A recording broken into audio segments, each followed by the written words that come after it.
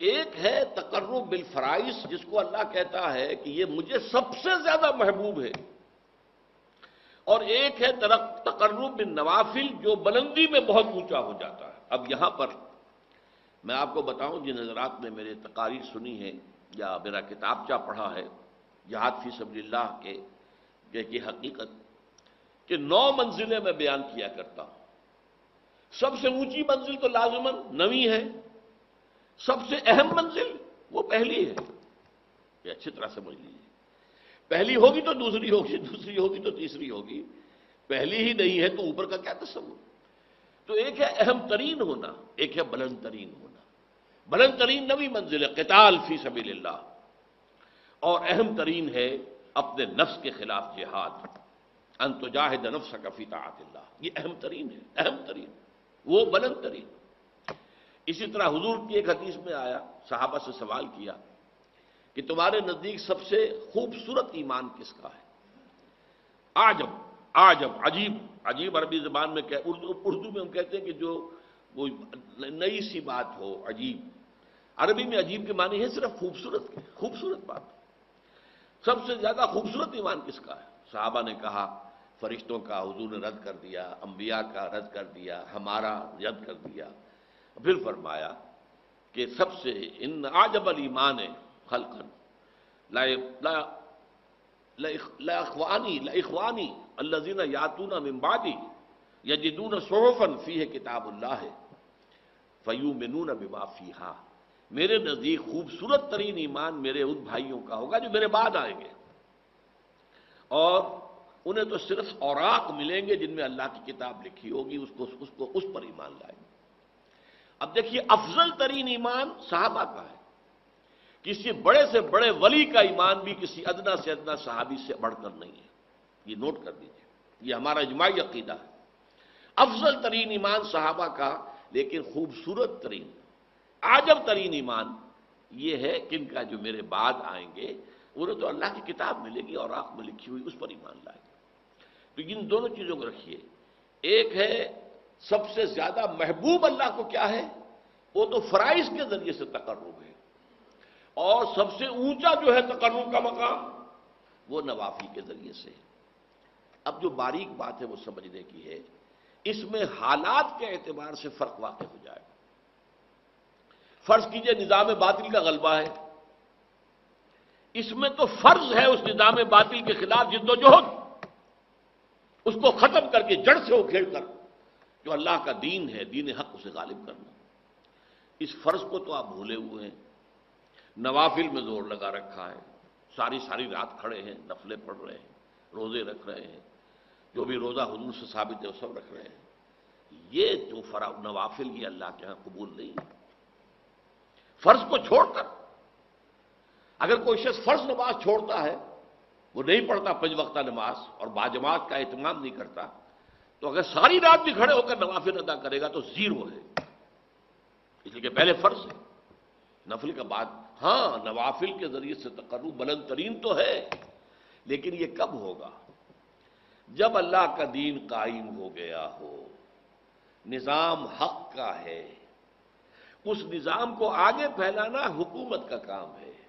نظام خلافت جو ہے ان کا کام ہے، اللہ کی کتاب کی تعلیم و ترویج یہ اب حکومت کا کام ہے۔ اب افراد کو اجازت ہے وہ نوافل پر زور لگائیں، راتوں کو جاگیں، روزے رکھیں، اور بھی جس طریقے سے بھی نوافل پر اس حالت میں جو نوافل کے ذریعے سے تقرب حاصل ہوگا وہ بلندی میں، وہ پہلے اس جو تقرب ہے بالفرائض اس سے بلندتر ہو جائے گا۔ لیکن اگر دین اللہ کا قائم نہیں اور باطل کا غلبہ ہے، اس میں آپ نوافل کا اہتمام کر رہے ہیں، اگر وہ جد و جہد بھی کر رہے ہیں، اس نظام کو ختم کر کے اللہ کا دین قائم کرنے کی پوری کوشش کر رہے ہیں، تن من دھن لگا رہے ہیں، اور اس میں کچھ نوافل کا بھی اہتمام ہو جائے تو نور علی نور، سونے پر سہاگا۔ لیکن اگر اس سے قطع نظر، اس کے تو خیال ہی نہیں، اس کا دھیان ہی نہیں، جیسے ہمارے ہاں کیا ہے، جو سلسلے چل رہے ہیں خانقاہی، ان میں سے کسی کو فکر نہیں کہ نظام باطل جو ہے اس کے خلاف بھی کوئی جد و جہد کرنی ہے، لیکن یہ کہ وہ سلوک کی منزلیں طے ہو رہی ہیں، مقامات طے ہو رہے ہیں، اور اونچے سے اونچے روحانی مقامات کی طرف انسان بڑھتا چلا جا رہا ہے۔ یہ طریقہ صحیح نہیں ہے، یہ فرض ہے۔ اس فرض کو اس کی طرف سے بے اعتنائی برت کر نوافل کی طرف دھیان کرنا، یہ دین کے فلسفے اور حکمت کے بالکل خلاف ہے۔ میں اس کو ذرا اور زیادہ ہائی لائٹ کرنے کے لیے کہتا ہوں کہ فرض کیجئے، تصور کیجئے، جب دامن احد میں جنگ ہو رہی تھی اور مسلمان زندگی اور موت کی کشاکش میں تھے، اس وقت خود حضور جس طریقے سے زخمی ہوئے ہیں، اتنا خون آپ کا بہہ گیا کہ آپ بے ہوش ہو کر زمین پر گر گئے ہیں، صلی اللہ علیہ وسلم، فدا ہو آباؤنا و امہاتنا۔ اگر اس وقت کوئی شخص مسجد نبوی میں بیٹھا ہوا نوافل پڑھ رہا ہے کھڑا ہوا، یا وہ کوئی نعت جو ہے پڑھ رہا ہے، یا کوئی بیٹھ کے تسبیح کر رہا ہے، تو اس کے بارے میں کیا رائے آپ کی ہوگی؟ وہاں تو حضور اور صحابہ جان کی بازی لگائے ہوئے، اور یہاں یہ نوافل میں لگا ہوا ہے، تو وہ نوافل تو زیرو نہیں ہوں گے، بلکہ اس سے بھی منفی ویلیو اس کی ہو جائے گی، وہ منافق شمار ہوگا۔ اسی طریقے سے اگر دین کا غلبہ ہے اور نظام خلافت قائم ہے، تو بہت سے فرائض اس نظام خلافت کے ذمہ چلے جاتے ہیں، انڈیویجول اس سے بری ہو جاتے ہیں۔ اس نظام خلافت کو جب ضرورت ہوگی کہ فلاں محاذ پر 10,000 آدمی چاہیے، وہ 10,000 آدمی نکل آئیں گے، تو باقی سب کی طرف سے فرض کفایہ ادا ہو گیا، وہ گھروں میں سوئے یا رات بھر کھڑے رہے، نوافل رکھے پڑھے یا روزے رکھے، بالکل ٹھیک ہے، یا کسی علمی کام میں لگے رہے، تفسیر لکھنے میں لگے رہے، حدیثیں جمع کرنے میں لگے رہے،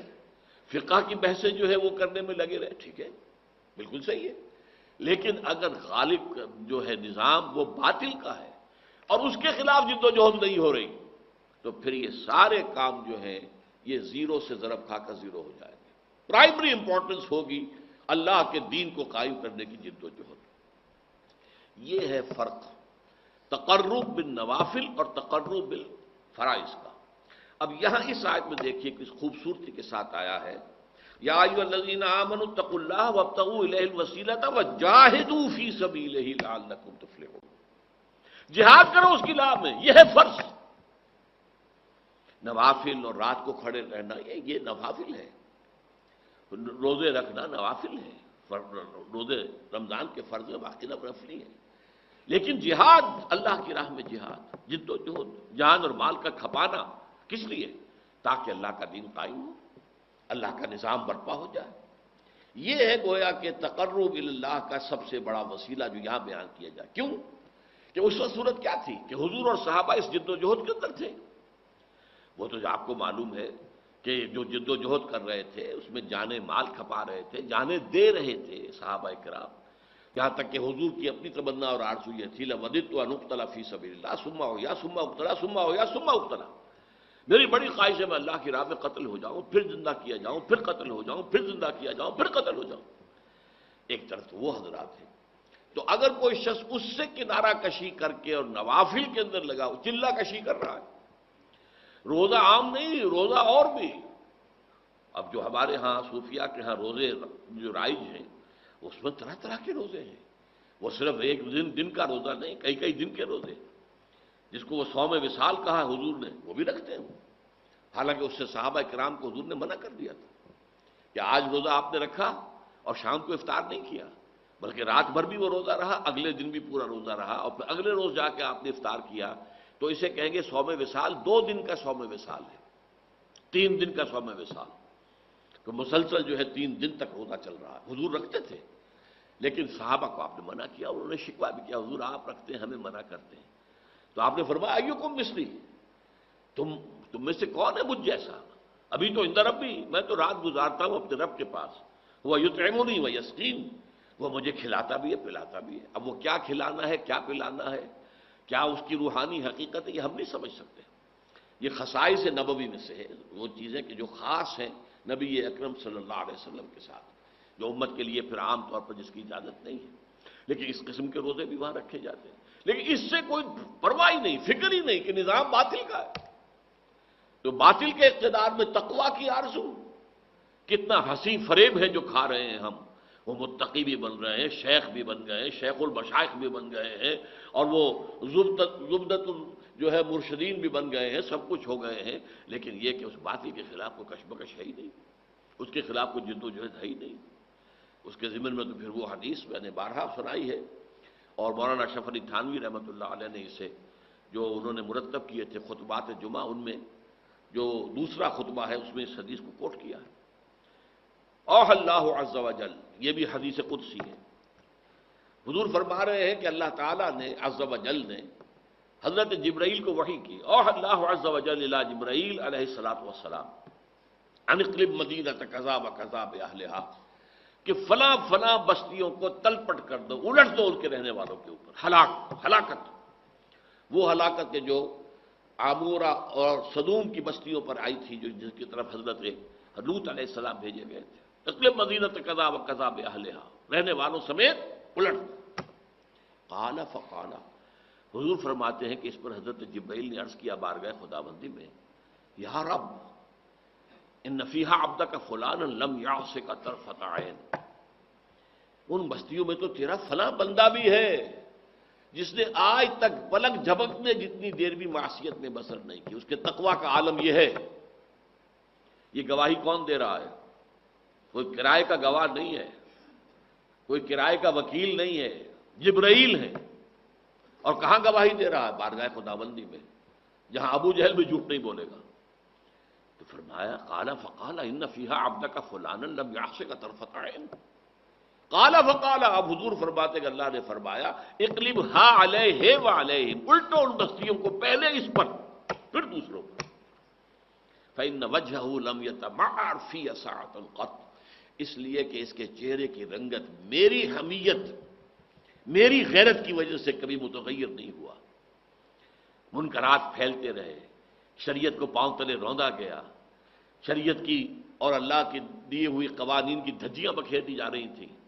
اور پھیل رہا تھا گناہ ہر طرف،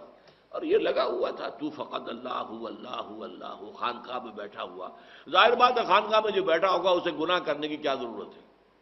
نہ زندگی کے وہ میدان میں ہے، نہ معاش کا کچھ سلسلہ ہے، کوئی کچھ دے گیا، کسی نے کوئی ہدیہ پیش کر دیا، اس سے جو ہے وہ گزارا کر رہے ہیں، تو گناہ کا معاملہ کیا ہوگا وہاں؟ اور پھر وہ خانقاہی ماحول کے اندر ظاہر بات ہے کہ نہ کہیں عورتیں نظر آئیں گی، نہ کہیں عریانی نظر آئے گی، وہ تو اپنا خانقاہ کا ماحول ہے، اس کے اندر رہ رہے ہیں۔ لیکن یہ کہ اس خانقاہ سے باہر جو کچھ ہو رہا ہے، جو منکرات پھیل رہے ہیں، جو کفر پھیل رہا ہے، جو گمراہیاں پھیل رہی ہیں، جو شریعت کی دھجیاں بکھر رہی ہیں، اس پر اسے فکر ہی نہیں۔ یہ اعتبار فی ساعۃ قط، تو اس کو یوں سمجھیے کہ اگر کوئی شخص کسی کو ماں کی گالی دے، اب اگر وہ شخص جسے گالی دی گئی ہے طاقت رکھتا ہے تو جانے نہیں دے گا اسے، اس کی مرمت کرے گا۔ فرض کیجئے وہ کمزور ہے، اسے معلوم ہے جس نے مجھے گالی دی ہے وہ بڑا طاقتور ہے، میں اس کا کچھ نہیں بگاڑ سکتا، تب بھی کم سے کم اس کے چہرے پر خون جمع ہو جائے گا، سرخ ہو جائے گا چہرہ۔ غیرت کا یہ تو کم سے کم انداز ہوگا کہ میری ماں کو گالی دی گئی ہے۔ اگر یہ بھی نہیں ہے، سب کچھ دیکھ رہے ہیں، بیٹھے ہیں، سن رہے ہیں، لیکن کوئی فکر نہیں ہو رہی، تو پھر کسی روحانی ترقی کا، کچھ ولایت کے مقام کا، کچھ تقرب اللہ کا کوئی سوال نہیں۔ تو میں نے آج کوشش کی ہے کہ آپ کے سامنے ان چند چیزوں پر جو بڑی کنٹروورشیل ہیں، اس میں عدل کا راستہ آپ کے سامنے رکھوں، درمیانی راستہ کیا ہے۔ نہ تو آپ سرے سے انکار کریں کہ مرتبہ ولایت کوئی شے ہے ہی نہیں ہے، قرآن سے ثابت ہے، حدیث سے ثابت ہے، اور اللہ فرماتا ہے کہ جو شخص میرے ولی سے دشمنی کرے گا اس کے خلاف میرا اعلان جنگ ہے۔ پھر اللہ کا قرب، وہ قرب واقعتاً اس حد تک ہو سکتا ہے کہ اللہ انسان کی آنکھ بن جائے جس سے وہ دیکھے، اللہ انسان کے کان بن جائے جس سے وہ سنے، اللہ انسان کے ہاتھ بن جائے جس سے وہ پکڑے، اور اللہ انسان کے پاؤں بن جائے جس سے وہ چلے۔ یہ ممکن ہے، حدیث ہے۔ اس سے ظاہر بات ہے کرامات کا صدور ہوگا، کرامات کا ظہور ہوگا،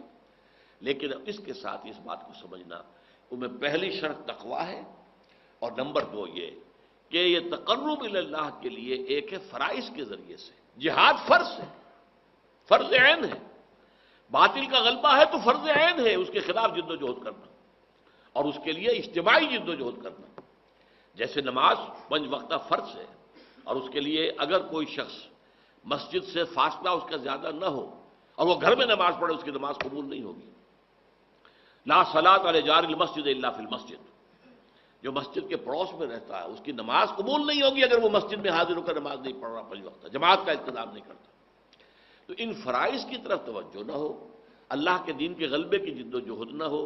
اور نوافل کے ذریعے سے، چلہ کشیوں کے ذریعے سے، مراقبوں کے ذریعے سے، اور وہ نئے نئے ایجاد کردہ اذکار کے ذریعے سے انسان سمجھے کہ میں تقرب النوافل کے اس مقام میں مدینے چلا، میں مدینے چلا، میں مدینے چلا، میں مدینے چلا، میں مدینے چلا، میں مدینے چلا، میں مدینے چلا، پھر کرم ہو گیا میں مدینے چلا، پھر کرم ہو گیا میں مدینے چلا، میں مدینے چلا، میں مدینے چلا۔